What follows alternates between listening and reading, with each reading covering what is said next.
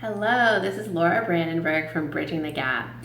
And we're kind of in an exciting space right now in business analysis, and we've been getting lots and lots of emails from people who have just started their first or next business analyst job. So I wanted to record a video to talk about what do you do first when you're starting a new role as a business analyst.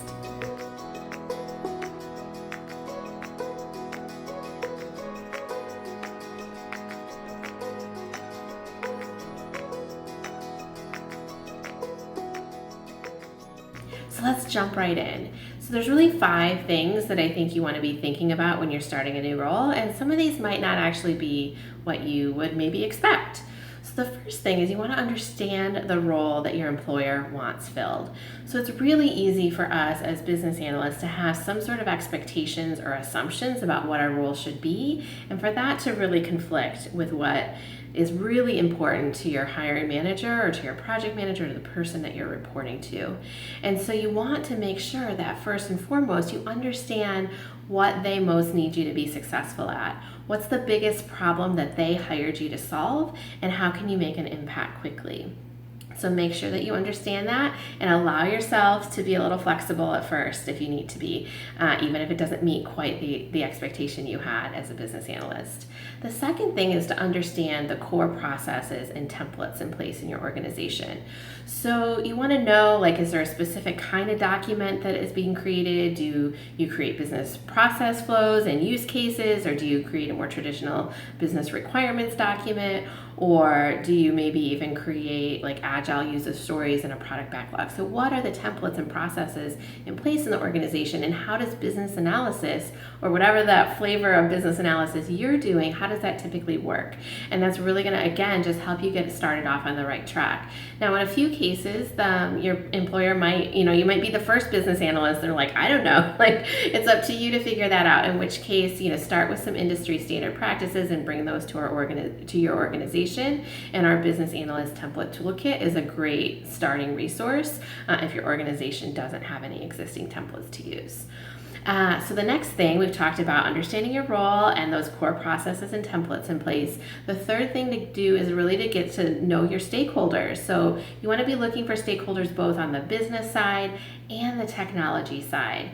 So you want to get to know the business domain, the business process, how the business looks at technology, and what is important to all levels of the business. So from end users all the way up to, hiring managers, directors, in some cases even VPs who are the sponsor of a project, or in a really small organization, you might be working directly with the CEO who's a sponsor of a project. So stakeholders meaning all levels of stakeholders, and also those on the technology side. So who are your lead contacts that can help you understand the technology stack that's in place, what's already implemented, what's the potential and opportunities provided by those tools, so that you can make sure you're helping the business leverage the technology in the best possible way. Then with those 3 things in place, or even as you're getting those 3 things in place, you want to be focused on the 4th thing, which is making an immediate positive impact.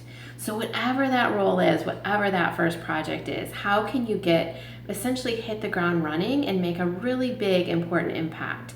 So this can be frustrating because sometimes you might be hired in the middle of a project, and you're kind of picking up somebody else's requirements document and trying to answer questions around it. Or you might even come in a lot later in the project and be asked to start with the testing and the user acceptance testing with the business.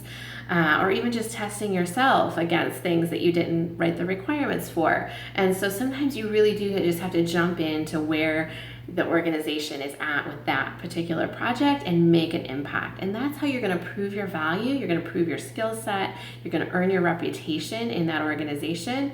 And that's going to pave the way for all kinds of career opportunities to come forward. But if you don't make the impact first, it can be really hard to kind of create the exact role that you want to have created. So make sure that whatever that first project is, that you're making that investment and making a positive impact and being successful in the context of how your organization defines success. And then that's step 5, with that clear win under your belt, with that sense of reputation and trust that you've built with those stakeholders, and that you do what you say you're going to do, and that you can really have an impact on their team, then you can start bringing in quote unquote best practices. So if you see like a gap in the business analysis process, maybe your team jumps right in and focuses on the functional requirements, and you really know that you could do a much better job if you started and focused on some of the business process and workflow diagrams and things like that. Or maybe there's certain stakeholder groups that aren't involved at all, and you can get involved in bringing them in and expanding who's communicated with around a technology project or a business process improvement effort. Whatever that best practice is that you see having an impact in your organization, after your first win is the time to take that first step forward and say, okay, I see how things went this time. One of the biggest challenges we had with this project was whatever it is. This is what I'm going to do next time to help improve that. And so you're continually bringing those best practices in. You can rinse and repeat that again and again as you form a business analyst role in a specific organization. But it all starts with those first 4 steps: understanding the role, understanding the templates and processes in place, earning the trust and respect of those stakeholders, and creating that first win. And then you can continue to evolve and bring in more best practices and evolve the role of the organization. So I would love to hear from you if you have started a role recently, or if you're one of our veterans that has a ton of experience as well. What have you found to be the best things to do when you get started in a new organization? Any tips or crazy stories that maybe would help somebody else? Please go ahead and leave those below. Again, my name is Laura Brandenburg from Bridging the Gap, and we help professionals like you get started in business analyst careers.